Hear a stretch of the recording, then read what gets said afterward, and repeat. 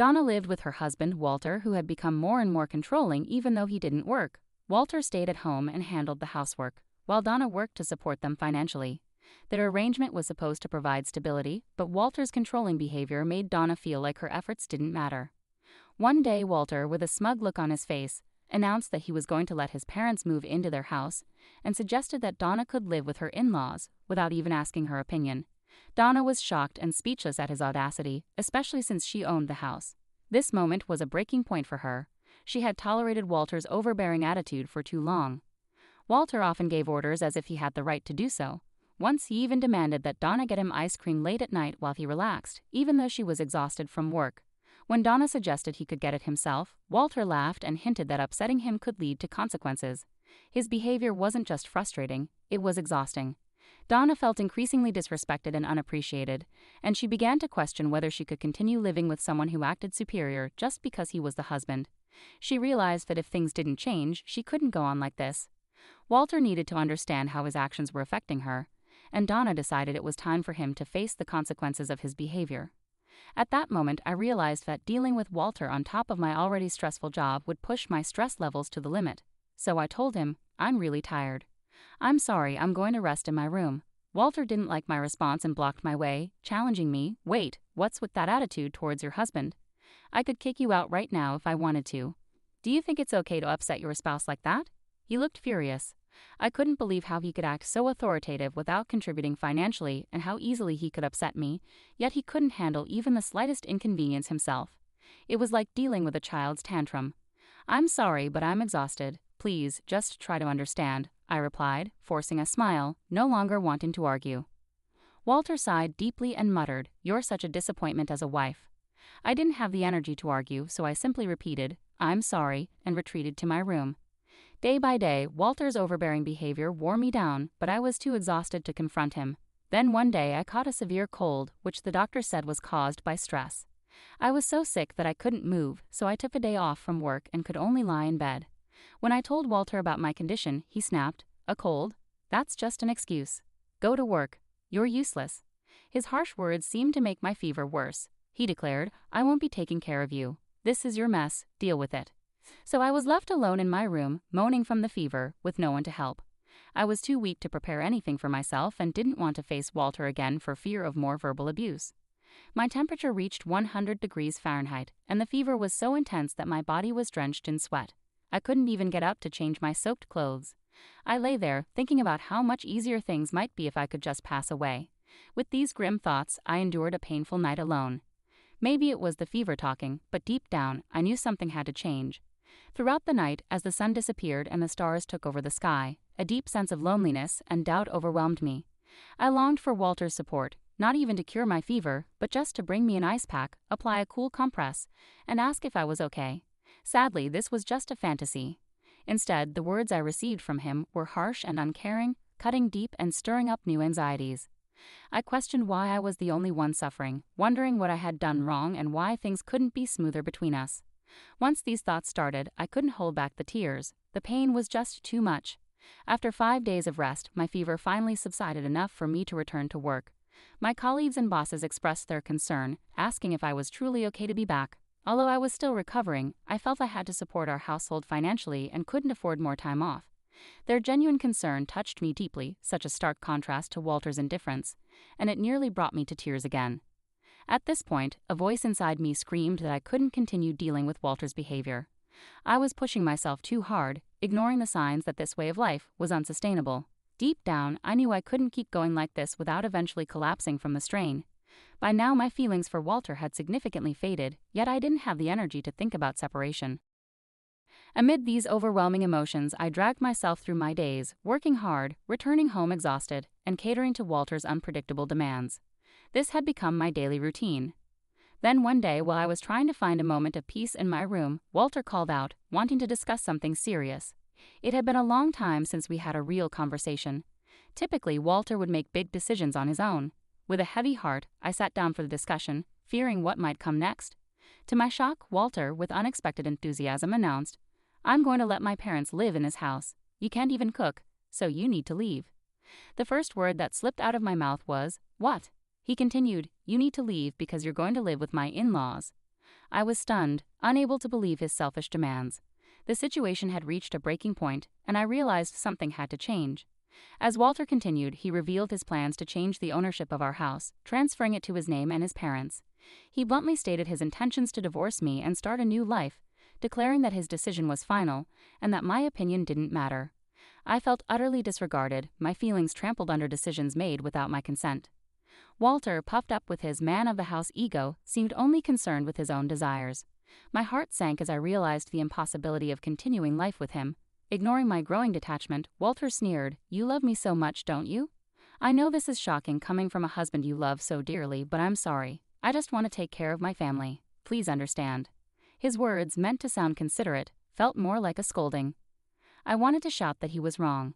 Any affection I once felt for Walter had vanished, leaving only disbelief at his selfishness and regret for not ending things sooner. Why hadn't I left him earlier? If I had, maybe he wouldn't have had the chance to exploit and demean me so thoroughly. I even resented my past self for being too lenient with him. Seeing my visible distress, Walter misinterpreted my pain as lingering love, thinking I couldn't bear the thought of a divorce. But he was mistaken. My feelings for him had long since faded into nothing more than disdain for a man who wrongly believed I still cared. Determined to set things straight, I said firmly, "Fine, then I'll leave." Walter gasped, "What?" He hadn't anticipated my readiness to accept the divorce and move on. He needed to understand that the old me who always bailed him out was gone for good. From now on, whatever happened to Walter, he would face it without me because our relationship was over. Seeing my resolve, Walter stood shocked and frozen. I seized the moment to head to my room and pack the essentials. I knew I couldn't take the larger items today and would need to arrange for movers later. As I began to pack, Walter hurried over, perhaps finally realizing the seriousness of the situation. His voice tinged with uncertainty, he asked, "Are you sure about this? If we divorce, we'll be strangers." I smiled softly and replied, "I've already fallen out of love with you. Letting go feels like a weight has been lifted off my shoulders." Hearing this, Walter stood there looking bewildered and lost. I nodded, thanked him for the years we had together, and walked out of the house. His worried expression lingered in my mind as I returned to my parents' home. When I explained everything to my parents, they were initially furious about Walter's behavior, but soon calmed down, reassured by my resolve and the plan I had in place. I began to recover at my parents' home, taking the first steps by initiating the divorce proceedings. After I sent the divorce papers, Walter messaged me, "Are you sure about this? I don't know if it's really a good thing, but I don't have any feelings for you anymore. If we've gone this far, there's no turning back." His message ended with a request to speed up the divorce. "I feel so much better now that you're gone, so fill out the divorce papers quickly," I replied, but received no response. A few days later, I received the completed divorce papers from Walter, with his sections already filled out. I promptly completed my part and submitted it to the county office. Now, Walter and I were officially divorced. During the divorce, we divided our assets. Walter received the house, as he had insisted, so I transferred ownership to him and chose to move on. The house had never really felt like home to me. It was more of a burden. Instead, I sought alimony from Walter, which his parents initially covered since he wasn't working. However, he was now job hunting, likely planning to repay them once he secured employment. But, as often happens, reality doesn't always align with plans. A month after the divorce was finalized, I had moved out of my parents' home and into a new place, enjoying a more peaceful life. Then I received a call from Walter. Honestly, it was annoying. I could guess why he was calling, but ignoring him might lead to more complications, so knowing I'd have to address it sooner or later for the sake of my future, I answered the phone with a firm, "Hello, what do you want?" Completely fed up, I wanted him to get straight to the point. Reluctantly, I listened as he pleaded, "Please help me." His desperate tone made me chuckle.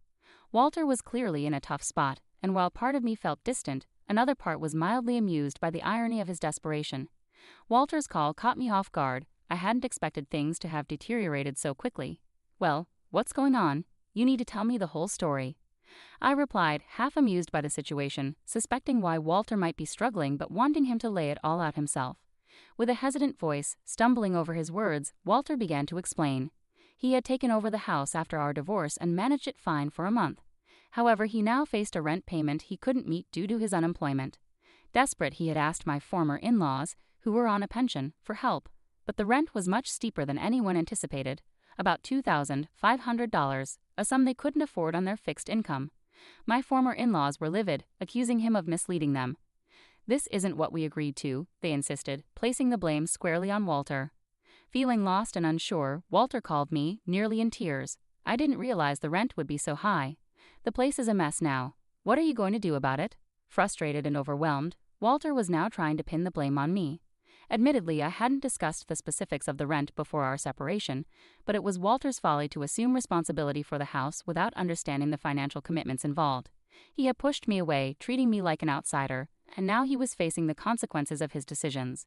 Despite this, he seemed unable to accept responsibility and reached out to me for help. I couldn't help but sigh at his audacity. Ignoring the strain in his voice, Walter continued urgently, "Please, I need your help. We can't keep going like this. I need you." His desperation was palpable. The rent due date had likely already passed, which meant they might be behind on payments.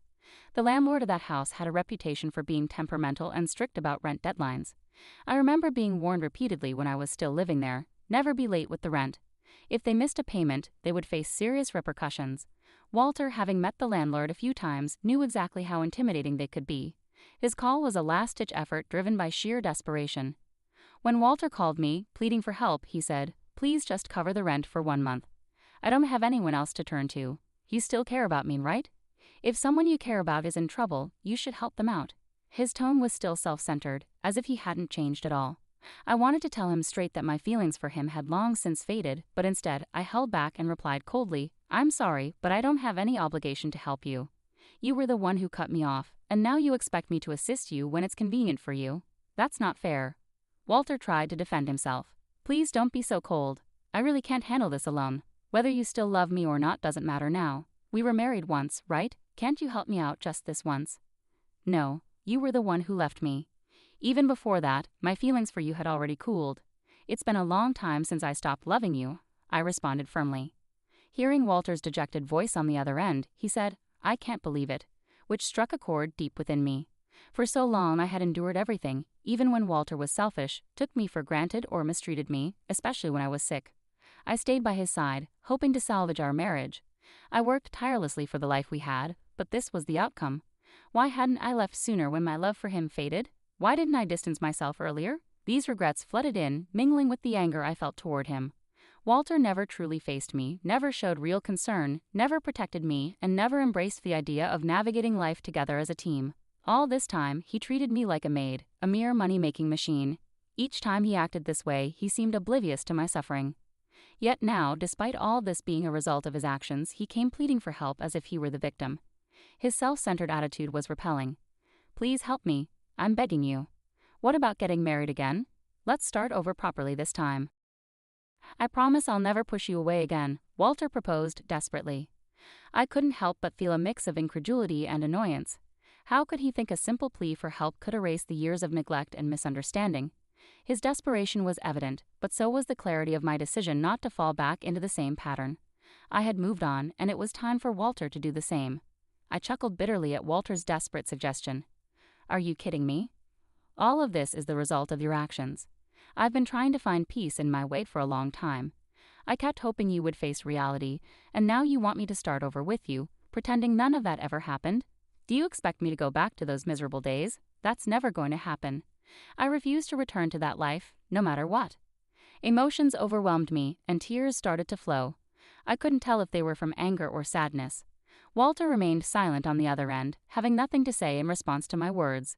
Unable to continue the conversation any longer, I simply said, "Goodbye," and hung up. Walter didn't call back, and to avoid hearing his voice ever again, I blocked his number. Later, I heard from mutual friends that Walter and his family were evicted from their home. Walter had tried to persuade my former in-laws to cover his rent, but they were furious, refusing his request and further upsetting the landlord. With no other options, they were forced to leave. Walter hasn't had much luck finding a full-time job and is now working part-time to make ends meet.